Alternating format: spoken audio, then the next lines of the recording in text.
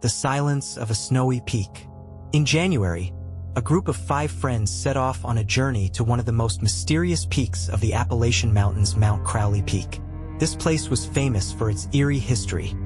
Several years ago, an expedition of experienced climbers disappeared there without a trace. The locals avoided talking about the peak, and their stories included strange sounds coming from the snowy depths and disappearances that could not be explained. But to the young adventurers, such rumors only fueled their interest.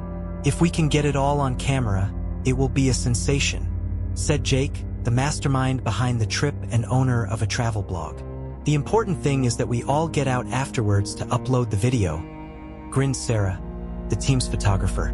The boys made it to the base of the mountain in the early morning. Their SUV was left on the side of the road, and the rest of the way was on foot. The summit was hidden by low clouds, and the dense forest around it rose like an insurmountable wall. "It's like this place was made for horror," Max said, pointing to the snow-covered trees whose branches looked like outstretched arms. "I can't believe we agreed to do this in this winter." "You're not afraid, are you?" Jessica chided him, throwing a snowball at him. "We're here for the glory.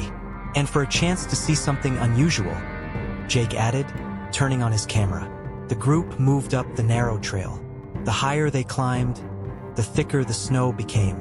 The silence of the mountains seemed oppressive, as if nature were holding its breath, watching them. Soon, the first weirdness began. At an altitude of about 2,000 meters, Sarah suddenly stopped. "Do you hear that?" she asked, turning to the others. "Hear what?" Jake frowned. "A voice. A woman's voice. It's calling me." The boys looked at each other. No one heard anything but the howl of the wind. Sarah tried to laugh, writing it off as fatigue, but her face remained tense. Things got worse from there. Halfway down the trail, the snow underfoot changed from crunchy to dense and crunchy. Max bent down to examine the surface. "Looks like ice, but weird. Look." He held the piece up to the light, and everyone could see that there were dark spots inside the ice, glistening like frozen worms. "It's just dirt," Jake said quickly, though he looked worried. "Let's keep going. We're losing light." But the mountains were in no hurry to let them go. The path was getting more dangerous by the minute. The trail was buried in snow, and the clouds covered the sky, leaving them in a cold gray gloom. And then the sounds began.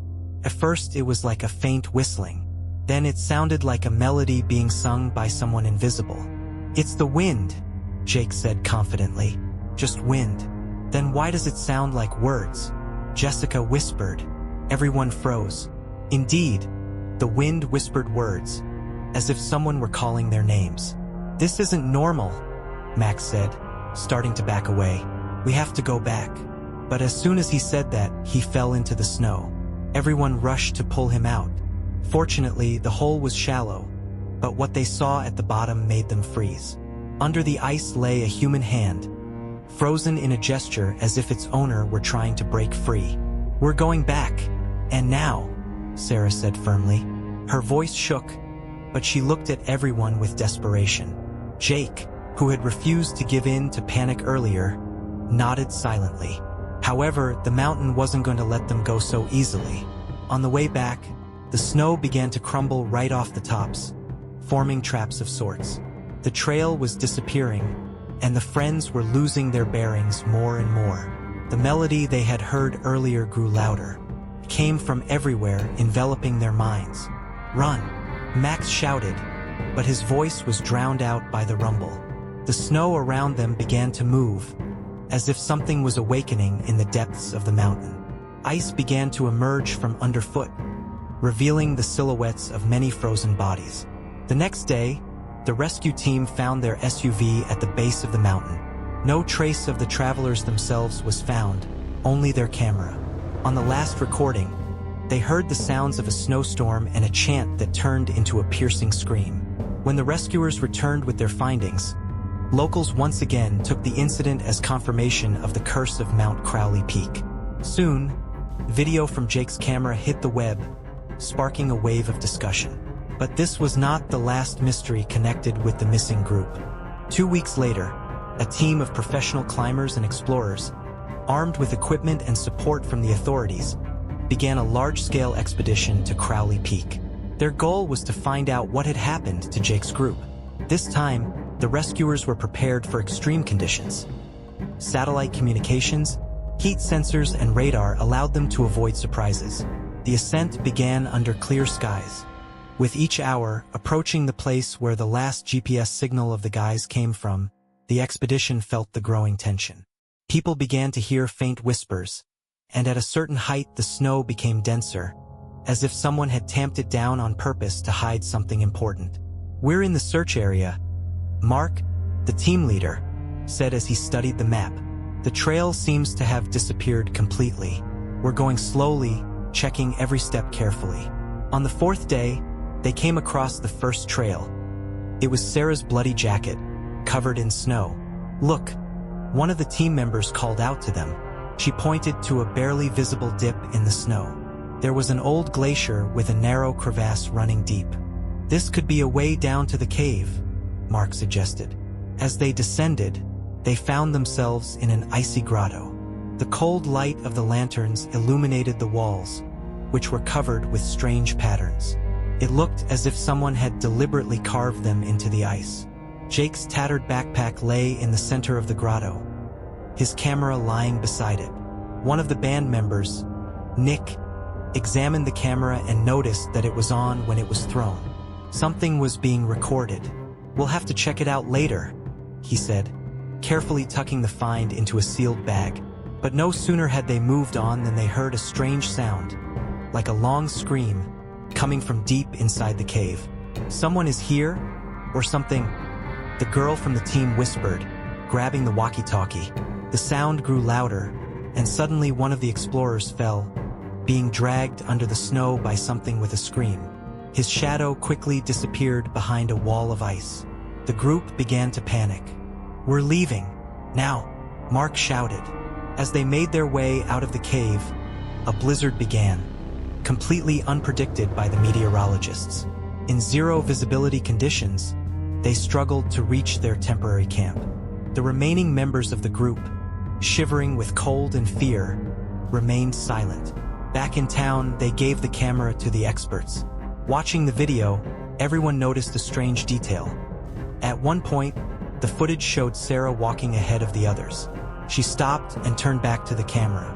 But instead of her face, there was something else, something elongated, as if made of ice and snow, with black, empty eye sockets. Jake's voice was heard in the last shot. "It's watching us. It's coming for us. Run." After that, the camera went out. Authorities have once again closed access to Crowley Peak Mountain, recognizing it as a high-risk area. But the rumors about the mountain persisted. It was said that on winter nights, whispers still came from the depths of its glaciers, calling out the names of those who had not yet been to the summit. Once the snow around them began to move and the icy silhouettes began to emerge more clearly, the panic among the friends reached a climax. Jake shouted, trying to shout over the rumble of the wind, "Everyone stay together. No one leaves alone." But it was too late. The snow beneath Sarah's feet suddenly failed, and she fell into the crack. The others rushed to the edge, trying to save her. Nastia, trembling with fear, screamed, "Sarah, hold on. We'll get you out." But only her shrill cry came from below, and then everything went silent. The fissure was deep into the darkness, and no one could see what had happened. "We can't stay here," Max said, clutching his head. "This place is killing us." "No, we're not leaving until we find Sarah," Jake shouted. But his voice was no longer as confident as before. At that moment, they heard footsteps behind them. Someone was approaching slowly through the snow. When they turned around, they saw a figure whose face was hidden by a hood. "Hey, who are you?" Nastia shouted, but there was no answer. The figure stopped, took off the hood, and everyone froze. It was Sarah, but her eyes were completely white, and her face was covered with thin ice cracks, as if she had become part of the snow itself. "Go away," she whispered in a voice that seemed alien. "While you still can." After these words, her body began to melt like an ice statue in the sun, leaving behind only footprints in the snow. The friends were scared half to death. Max ran away, defying Jake's pleas to stay together. A few seconds later, they heard his scream, muffled by the howling wind. Now there were 3 of them left. "We have to get off this mountain," Nastia said, her voice shaking with tears. "And how are we going to do that? We don't know where we are anymore," Jake answered, looking around. The weather had worsened. Snowfall so heavy that visibility was almost nil. They walked blindly, trusting their instincts, until they came to a strange cave, barely visible in the blizzard. "We'll take shelter there," Igor suggested, almost not believing his own words. But as soon as they stepped inside, the cold suddenly disappeared, replaced by a strange warmth. The cave was deep, its walls covered with patterns reminiscent of ancient runes. Nastia carefully ran her hand over the ice and felt it vibrate. "This place is alive," she whispered. A strange hum came from the depths, as if someone was singing. The melody was mesmerizing, but ominous at the same time. Jake picked up his camera and started filming, hoping to leave evidence of what was happening. "We shouldn't have come here," he muttered. Suddenly the walls began to move, as if the ice patterns were coming to life. Nastia shouted, pointing to the passage ahead. A giant figure, resembling a humanoid creature made of snow and ice, protruded from the darkness. Its eyes burned with an icy blue light. "It's it," Igor whispered, backing away. The creature stretched out its hand, and the walls of the cave began to shrink, cutting off escape routes. "Run!" Jake shouted, but the way back was already blocked. The next day, the rescuers climbed the mountain again, attracted by a GPS signal from one of the missing men. But all that awaited them was an ice field and endless silence. All of the group's tracks were covered in snow. The only thing they managed to find was Jake's camera, frozen in the ice. The recording captured the last minute. A dark figure slowly approaching the friends, and Jake's words, spoken in a trembling voice. "The mountain, it's her. She's alive. She won't let us go."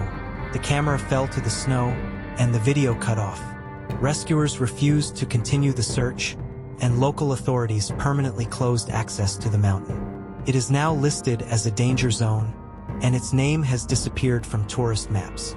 But sometimes on winter nights, a melody can be heard over the summit, whispering something in a language no one knows. Those who have dared to approach the foot of the mountain claim to see silhouettes of people frozen in permafrost in the snow, with empty eyes watching every step.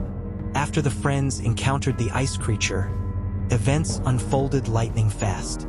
The giant figure of snow and ice was slowly approaching, its footsteps vibrating the walls of the cave. Jake and Igor tried to find a way out, but the passages behind them had already begun to collapse. Nastia stood as if hypnotized, staring at the creature's icy eyes. Her lips moved as if she were repeating something to him. "Nastia, wake up!" Jake shouted, but she didn't respond. "She's calling us?" she whispered at last. "This is her home. We're here to see her." "What are you talking about?" Igor grabbed Nastia's arm, trying to pull her away. "Come on, or we'll stay here." But the creature raised its huge hand, and ice stalactites began to fall from the ceiling of the cave. One of them fell directly on Igor, instantly pinning him to the floor. "No!" Jake shouted, but Igor didn't move. Nastia slowly turned to Jake. Her eyes, as if covered with a thin crust of ice, stared straight into his soul. "You shouldn't have come here," she said in a cold, alien voice. The creature stepped closer. Jake, barely holding the camera, tried to back away, but his feet felt like they were frozen to the floor. He stared at the creature, realizing there was no escape. "Why?" he whispered. "What do you want?" The creature leaned closer, its icy eyes reflecting Jake. At that moment, he realized that this was not just an ancient power. It was the mountain itself, embodied in that eerie form.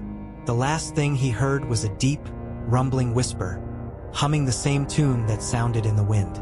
His consciousness sank into darkness and his camera fell out of his hands, recording everything around him sinking into an icy calm. When rescuers reached the cave a few days later, there was no trace left of Jake's group. The only evidence was the camera, still working despite the icing. Reviewing the footage, the experts noticed that the last scene ended with a strange distortion. The silhouettes of all 5 friends suddenly appeared against the darkness. They stood motionless, their eyes glowing with an icy blue light. In the last frames, you could make out the icy face of the creature, which silently looked directly into the lens. After that, the recording was interrupted. Locals discussed the disappearance of the company for a long time. The mountain was closed to the public, but the rumors did not subside. People claimed that in winter, on the coldest nights, the same strange chants could be heard over the summit. And if you gaze long enough into the snow drifts, you can see the figures of people frozen in an eternal dance with the snow. Crowley Peak continued to call for new victims, hiding in its depths secrets that no one dared to unravel. Months passed after the disappearance of Jake and his friends. The locals tried not to remember the events on Crowley Peak, and the authorities finally forbade climbing the mountain, installing warning signs around it. However, the mountain's mysteries continued to attract the curious. One of those adventurers was Liam, a journalist from a major New York publication specializing in the paranormal. He found out about the missing group through the leaked footage from Jake's camera. The video was quickly deleted from the web, but Liam downloaded it and was amazed at what he saw. "It's not just mystical," he told his editor. "It's something real, and I'm going to prove it." The editor gave the go-ahead to investigate, and soon Liam was on his way to the mountain. He took along minimal gear, a couple of cameras, and a satellite link to document whatever he found.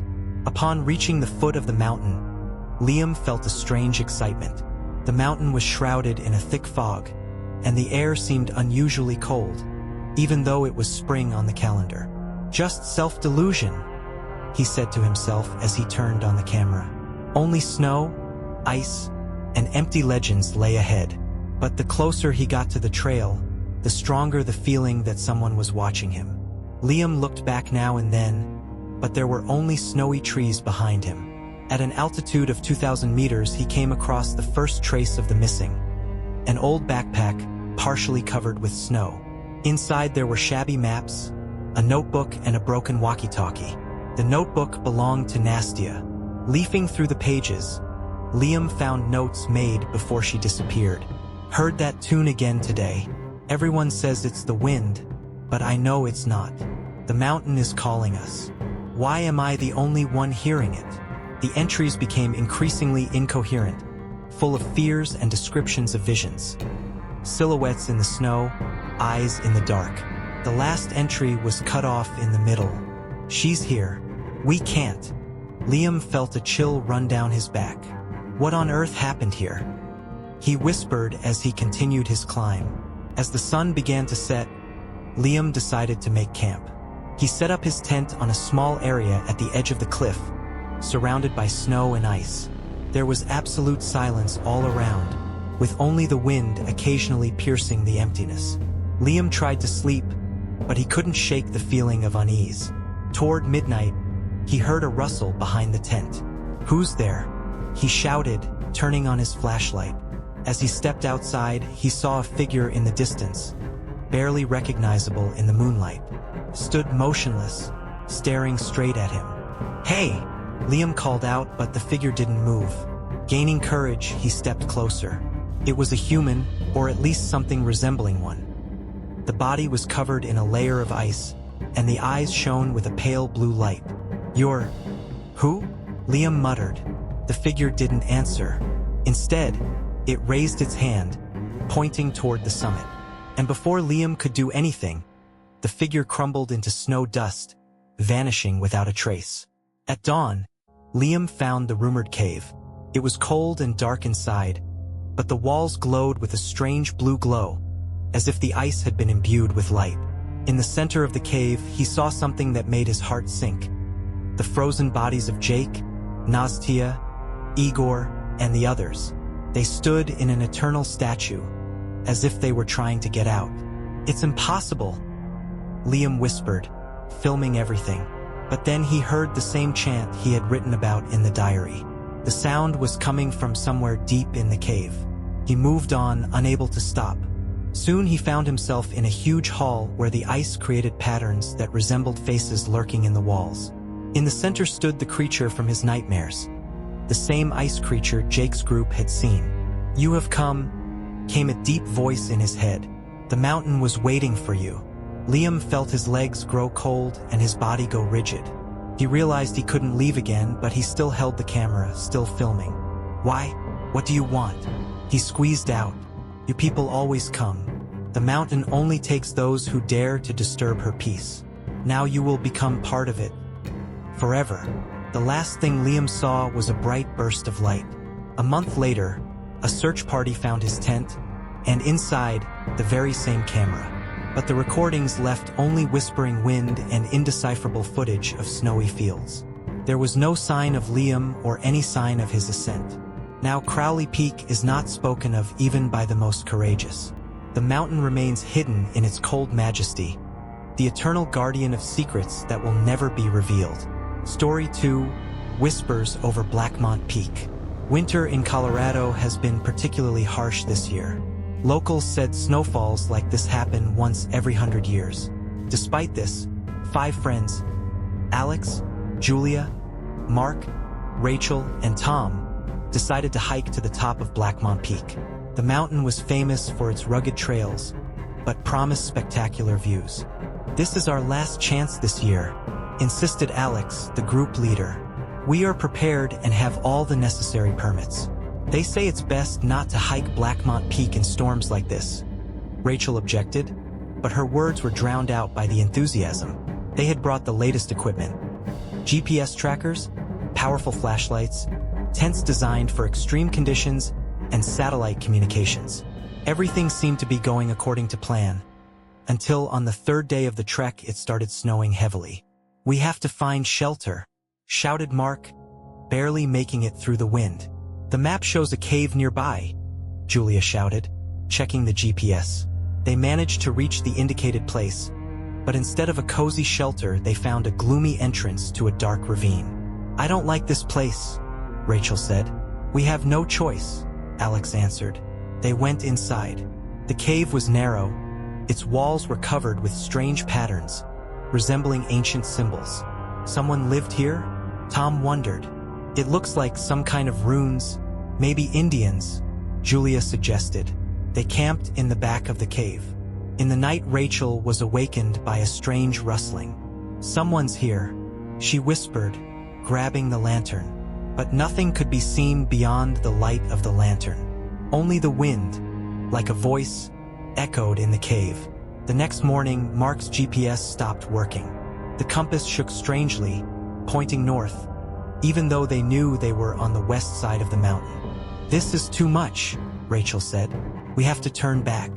"No, we will continue," Alex answered firmly. When they left the cave, the snowfall intensified. Visibility dropped to a few meters. Tom was walking behind the others, but at some point his shout broke the silence. "Tom!" Julia shouted, but he was nowhere to be seen. They rushed back, but found only deep footprints heading toward the woods. The tracks ended near a huge snowdrift, and beyond that there was nothing but a snowy void. "It's impossible," Alex muttered. At the same moment, Rachel grabbed her head. "Can you hear it? Someone is calling us." But no one but her heard the voices. With each passing day, the remaining friends found it harder and harder to get their bearings. They were exhausted, but none of their attempts to climb back down were successful. The mountain seemed to deliberately confuse their paths. On the 4th day, they came upon an old-growth forest. The trees stood dead, their branches covered in ice. Under one of the trees lay Tom's backpack. How did he end up here? Julia wondered. Opening his backpack, they found his diary. The last entries were written with obvious fear. "I hear them every night. They call to me, promising that I will become part of the mountain. The others don't realize it's not just the wind." The last lines were barely legible. "I can't fight anymore. They're calling me home." On the 5th day, Julia disappeared. She was found hours later, standing motionless in a snowdrift. Her eyes were closed and her face seemed icy cold. "She was cold," Alex whispered, trying to rouse her. But suddenly Julia opened her eyes. Her pupils were white, and her lips were moving, as if she was saying something. "They are waiting for you," she said in a low, inhuman voice. Alex and Rachel shouted, but had no time to do anything. A snowstorm had risen around them. Figures similar to those Tom had described began to emerge from the wind. They surrounded the friends, slowly approaching. Epilogue. When the rescuers found their camp, there was not a single living person left. Only strange footprints were left in the snow, going deep into the forest. The only thing they managed to find was Mark's diary. In the last entry it was written, "The mountain is taking us. It will never let go. If anyone is reading this, stay away from Blackmont Peak. You will be next." Since then, Blackmont Peak has become taboo for locals. But those who approached the foot of the mountain swore they heard a whisper calling their name. After Julia's disappearance, the remaining two, Alex and Rachel, could hardly move. Alex increasingly heard strange sounds, as if someone was walking near them, but when he looked around, he saw only empty snowdrifts. Rachel looked more and more depressed. Her face was darkened with frostbite and her eyes had lost their former luster. "We can't stay here," she whispered, grasping Alex's hand. "If we don't find help, we're going to die." An old cabin suddenly appeared on the horizon. It stood on the mountainside, half covered in snow. "It might be warm," Rachel said, moving with all her might toward the door. They went inside. The hut was empty, but it was unexpectedly warm inside, as if someone had recently built a fire. There were old candles on the table, and a roughly made rug of wolf skins on the floor. "Someone lived here," Alex began, looking at the walls. On one of them hung photographs. There were groups of people in the pictures, tourists who looked like themselves. They all looked happy, but Alex noticed that in the last pictures their faces became distorted. Their eyes glowed with an icy light, and their smiles seemed unnaturally wide. "What does that mean?" Rachel asked, looking at the pictures. At that moment, a creaking sound came from the far corner of the room. Alex turned on the flashlight and saw an old diary that was lying on the floor. The diary belonged to someone named Hannah Wells. The entries were dated the winter of 1962. "We climbed Blackmont Peak thinking it would be an ordinary adventure. But the mountain turned out to be alive. It watches us, feeds on our fear. Farther and farther up, the recordings became more frightening. Every night I hear someone calling my name. At first I thought it was the wind, but now I know. They want me to become one of them." The last entry was stained with blood. "I tried to run away, but the mountain won't let go. If you're reading this, pray it doesn't choose you." Alex felt a chill run down his skin. "We have to get out of here right now," he said. But Rachel was already looking at something behind his back. "Do you hear that?" she whispered. The wind suddenly picked up, and the windows of the cabin shook. Outside, voices sounded like whispers. "They're near," Rachel said, her voice shaking. Alex grabbed her hand in desperation and pulled her toward the exit. But as soon as they were outside, the wind came at them with such force that they were thrown backward. "We can't leave," Rachel said. "The mountain is holding us." Alex wanted to answer something, but suddenly he saw figures slowly approaching from the snowy gloom. They were people, but their faces were covered with ice. Their eyes glowed with a dead light, and their movements were jerky, as if they didn't fully control their bodies. "These are the ones who stayed here forever," Alex whispered, stepping back. Rachel, barely able to stay on her feet, tried to run away, but one of the icy silhouettes grabbed her arm. She screamed, but her voice was quickly drowned in the wind. Alex tried to wrench her away, but the figure was stronger. "Go away! Save yourself!" Rachel shouted. Alex, realizing that he couldn't help anymore, ran back into the forest. He didn't know where he was going, but a sense of panic drove him forward. When he looked back, there was nothing at the place of the hut, only a snowy plain shrouded in fog. At dawn, Alex found a path that led him to the foot of the mountain. There he was picked up by rescuers. He was the only survivor of the group, but what he told seemed too fantastic to be true. "The mountain is alive," he kept saying. "It chooses who it leaves behind." The rescuers found no cabin, no trace of the rest of the group. The only things left were scraps of their belongings and strange symbols carved into the trees. A few months later, Alex disappeared. He was last seen near Blackmont Peak. Witnesses claimed he was walking toward the mountain as if something was calling him. Now locals say that at night you can see strange lights dancing on the summit and hear voices whispering in the breeze.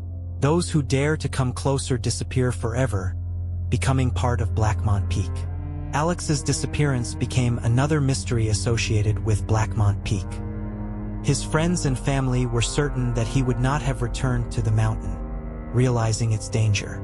However, weeks after his disappearance, a group of climbers claimed to have seen a man who looked like Alex on the slopes of the mountain. He was just standing there, one of the climbers recounted.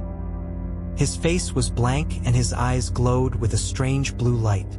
These reports caught the attention of journalist Lisa Harper, known for her investigations of mystical occurrences. "I must find out the truth," she decided, and set out for Blackmont Peak with a small group of 2 assistants, Jake and Molly. Lisa prepared thoroughly. She studied all the available material about the mountain, including Alex's story.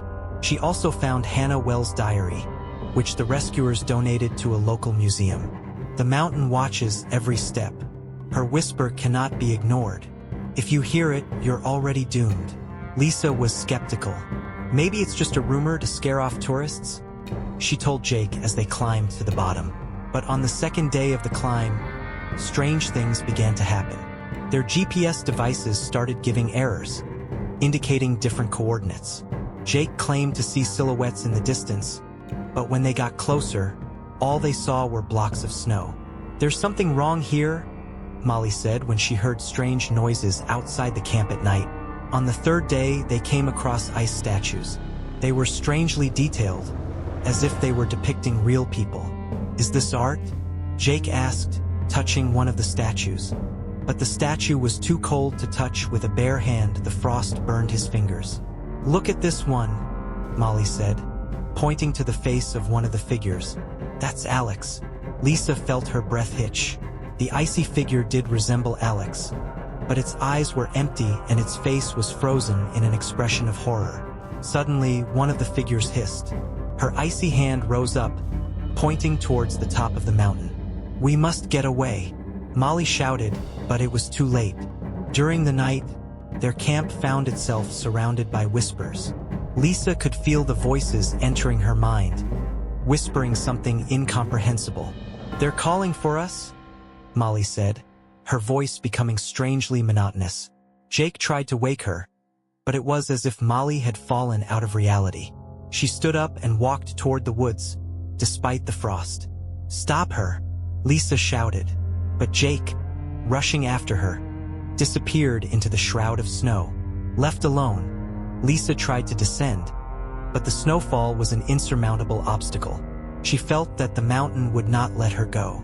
At the top, she saw a huge ice statue towering above everyone else. Her face was distorted, but Lisa recognized her as Hannah Wells. "The mountain takes souls, turning them into its parts," she heard a voice inside her head. The icy figures surrounded her, and Lisa realized there was no way out. Epilogue: the mountain awaits new guests.